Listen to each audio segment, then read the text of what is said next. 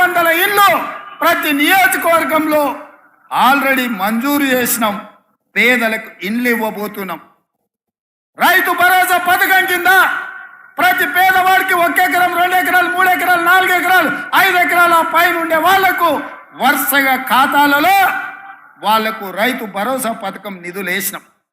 ప్రభుత్వ ఉద్యోగులకు, కాంట్రాక్ట్ ఉద్యోగులకు, అవుట్ సోర్సింగ్ ఉద్యోగులకు జీతం ఎప్పుడొస్తుందో తెలియదు, వీళ్ళు ఎట్లా గడవాళ్ళనో తోయదు. అట్లాంటి పరిస్థితిలో ప్రతి నెల 1వ తారీఖు నాడు ప్రభుత్వ ఉద్యోగులకు, పెన్షన్దారులకు 1వ తారీఖు నాడు జీత భత్యాలు ఇచ్చి వాళ్ళు కూడా మన వాళ్ళే, మన కుటుంబ సభ్యులే అని చెప్పి ఇవాళ వాళ్ళ జీత భత్యాలు ఇచ్చినాం. మహాలక్ష్మి గ్రూపులు ఎక్కడికి పోయినా మా ఆడబిడ్డల్ని కలిసి సంఘాలను బలోపేతం చేయడానికని బ్యాంకు లింకేజ్ ద్వారా వాళ్లకు నిధులు ఇచ్చే ప్రయత్నం చేస్తున్నాం. అందుకే ఇవాళ మిత్రులారా నేను అడుగుతున్నా, రేపటికి 90 రోజులు, 3 నెలలు, 3 నెలల్లో 30,000 ఉద్యోగాలు ఇచ్చి నిరుద్యోగ యువకుల్ని ఆదుకొని లక్షలాది మంది నిరుద్యోగ యువకులకు విశ్వాసాన్ని మేము కల్పించినాం. డిఎస్సి నోటిఫికేషన్ 11,000 పైచీలకు ఉద్యోగ అవకాశాలు ఇచ్చినాం. తండాలలో, గూడాలలో, మారుమూల పల్లెల్లో పేదలకు విద్యను అందించడానికి, పాఠశాలలు తెరవడానికి, టీచర్ల నియామకానికి తెరలేపినాం. గ్రూప్ 1 పబ్లిక్ సర్వీస్ కమిషన్ ద్వారా 563 ఉద్యోగాలకు నోటిఫికేషన్లు ఇచ్చినాం.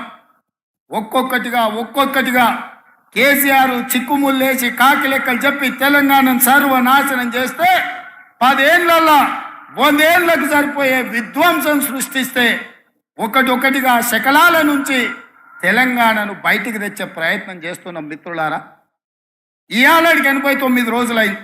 నేను అడుగుతున్న, ఒక్క రోజైనా, ఒక్క గంట అయినా నేను ఎప్పుడన్నా సెలవు తీసుకున్నానా?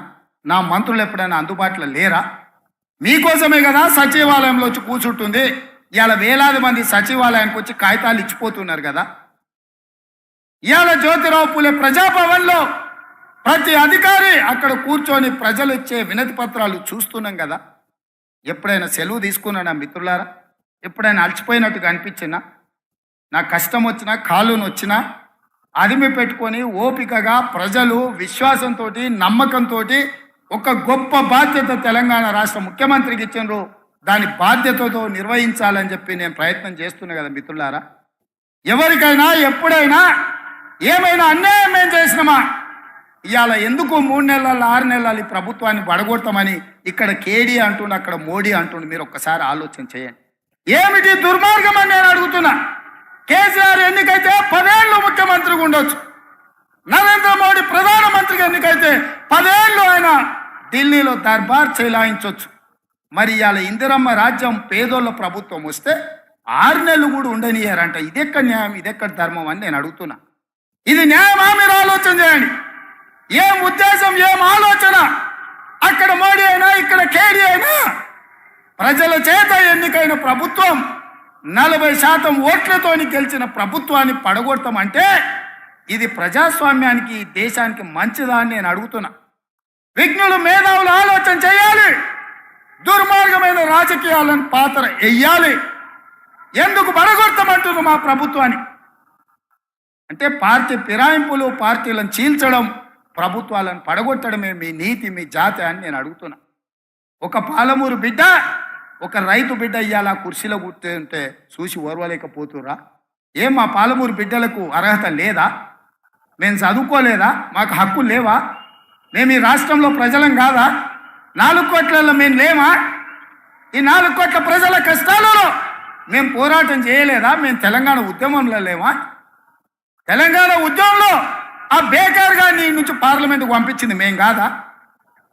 పాలమూరులో ఊరు లేదు, పార్లమెంటులో నోరు లేదు, అయినా బేకారోడు కరీంనగర్ నుంచి మన జిల్లాకు వలసి వస్తే మనం గెలిపియలేదా? మన మంచితనం, చేతగంతనమా అని నేను అడుగుతున్నా మా యువకుల్ని. కొడకల్లారా, ఎవడన్నా టచ్ చేసి చూడండి, మా పాలమూరు బిడ్డలు అట్టి కనికలై, మానవ బాంబులై, నా కొడకల్లారా ఎవడన్నా మిగులితే నేను చూస్తా అనుకుంటురేమో, తమాషా చేస్తురేమో. వానో వీనో సందులల్లా సకలగుల పెట్టి ఏదో చేద్దామని ఒక్కనొక్కని పండబెట్టి తొక్కి పేగులు తీసి మెడలేసుకొని ఊరేగుతాం బిడ్డ ఎవడని ప్రభుత్వం మీదకి వస్తే. ఇది ఆసామాసి అల్లాటప్పకు వచ్చిన వాళ్ళం కాదు బిడ్డ. నల్లమల అడవి నుంచి తొక్కుకుంటా ప్రగతి భవన్లో ఉన్న నిన్ను కంచెలు బద్దలు కొట్టి బజార్లకు ఈడ్చిన బిడ్డను బిడ్డ. ఇక్కడి నుంచి వచ్చినోని తట్ట పని, పార పని, మట్టు పని, ముంబాయి, దుబాయ్ వలసలు పోవడే కాదు బిడ్డ.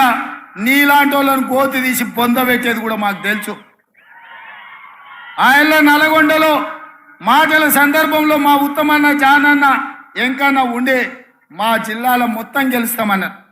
సంతోషమయ్యా, మీరు ఎన్నన్నా గెలవండి, మా బిడ్డలు ఇంకొక సీట్ ఎక్కువ గెలిపిస్తారని చెప్పిన. నేను నల్గొండలు చెప్పిన. ఇవాళ మా ఎంకన్న వాళ్ళు 11 గెలిస్తే మా బిడ్డలు 12 గెలిపించిరా. మళ్ళీ మా ఎంకన్న ఇవాళ అంటనే ఉండి పక్కల నుంచి, మా నల్గొండ భువనగిరి మేము అల్క గెలుతామే, మరి నీ సంగతి ఏందని. ఇక నా సంగతి ఏందో మీరే చెప్పాలి, ఎందుకంటే ఇక నేను కాదు కదా చెప్పాల్సింది.